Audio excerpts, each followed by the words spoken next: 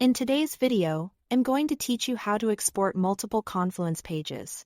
By the end, you'll know exactly how to capture your content in a single shareable file that's easy for teammates and stakeholders to review. Start on your Confluence homepage.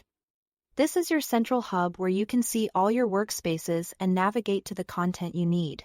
Think of a workspace as the container for the pages you and your team are working on. If you manage several initiatives, you might see multiple active workspaces listed here. Next, open the specific workspace that contains the pages you want to export. Make sure you have access to the content you intend to share. If certain pages are restricted, they won't be included unless your permissions allow it. Once you are inside the workspace, look to the top right corner for the three dots icon, sometimes labeled More Actions. This is where the workspace level tools live, including the export options. Click the three dots and choose Export from the drop-down menu. You'll be prompted to pick a format, typically PDF or a Word document.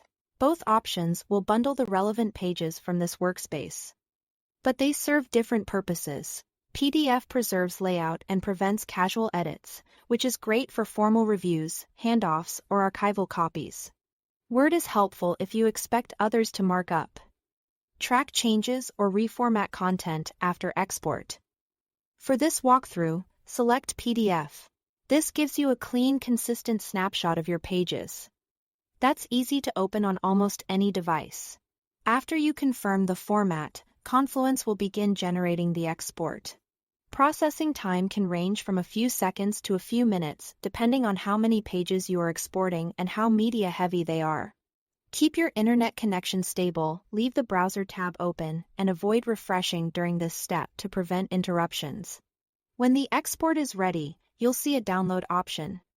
Click it and choose a location that's easy to find, like your desktop or a designated project folder.